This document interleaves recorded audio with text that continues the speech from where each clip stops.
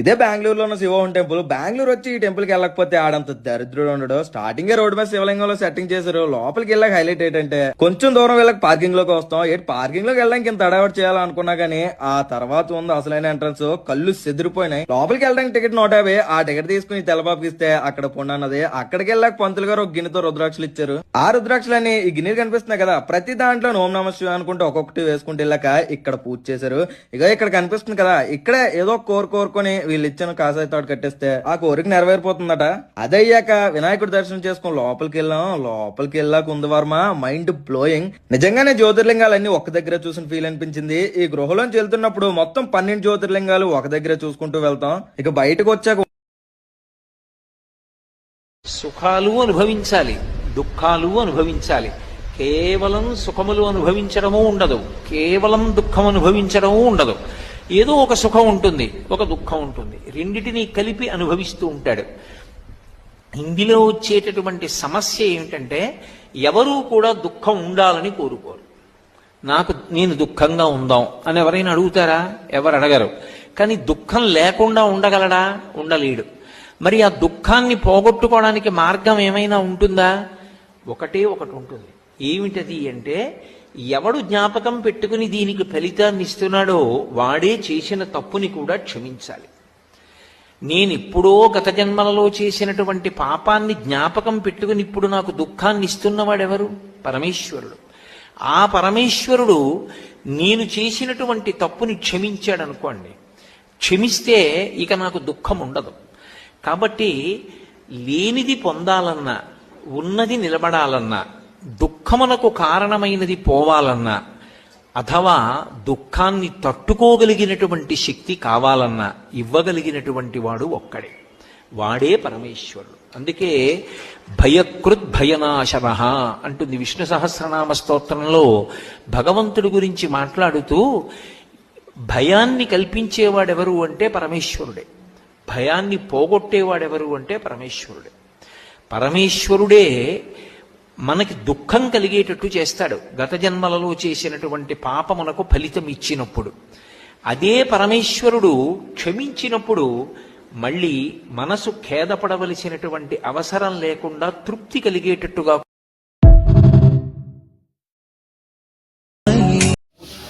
వక్రతుండ మహాకాయ సూర్యకోటి సమాప్రభ నిర్విఘ్నం కురుమే దేవ సర్వకార్యేషు. దీపం వెలిగించడానికి శనీశ్వరుడికి కూడా దీపం.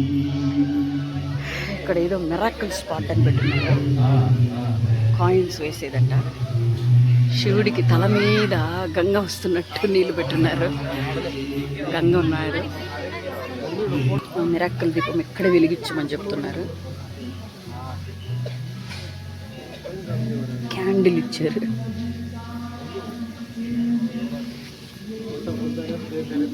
దీన్ని పెట్టి ఈ నీళ్ళల్లో వదలాలంట.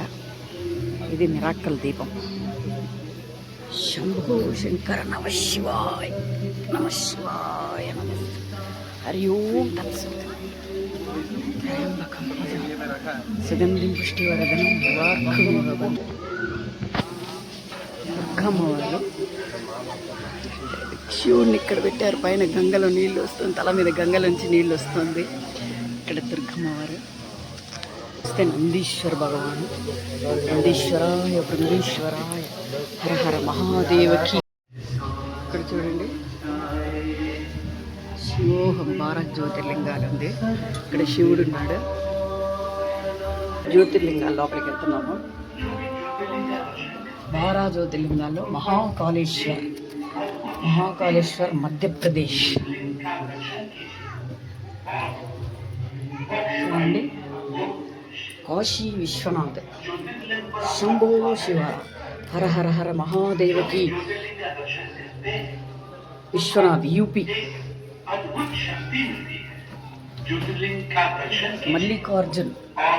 మల్లికార్జునేశ్వర్ ఆంధ్రప్రదేశ్. నాగేశ్వరం గుజరాత్. శంభో శివాయ రామేశ్వరం తమిళనాడు. శివాయ నమస్తే. సోమనాథ్ గుజరాత్. కాశీ విశ్వనాథు, నాగరాజు పైన లింగానికి వస్తే అన్ని లింగాలకు వచ్చేటట్లు అరేంజ్మెంట్ చేస్తున్నారు.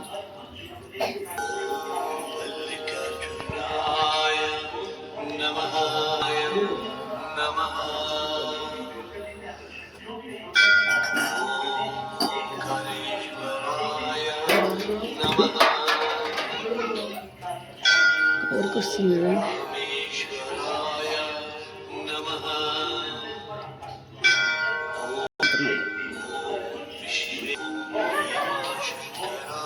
అక్కడి నుంచి ప్రతి లింగానికి కింద వస్తుంటే గైడ్ చేసుకుంటూ వస్తారు. కృష్ణేశ్వర్, మహారాష్ట్ర.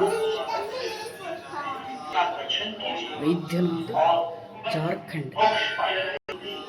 శంభూ జ్యోతిర్లింగాలు 12 జ్యోతిర్లింగాలు ఒక్క దాంట్లో పెట్టి ఓంకారే. భీమాశంకర్, మహారాష్ట్ర.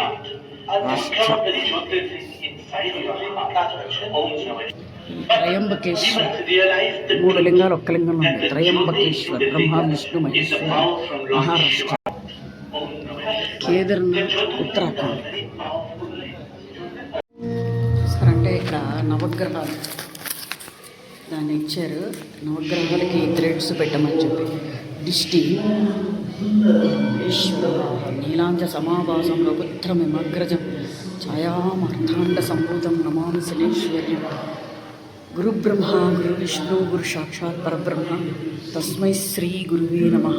ఆదిత్యాయ సోమాయ మంగళాయ బుధాయ గురు శుక్రశ్చ శనివే నమః. గురు బ్రహ్మ గురు విష్ణు గురు సాక్షాత్ పరబ్రహ్మ తస్మై శ్రీ గురువే నమః. నీలాంజ సమాభాసం రఘుత్రమిమగ్రజం ఛాయామార్తాండ సంభూతం నమామి శనేశ్వర్యం.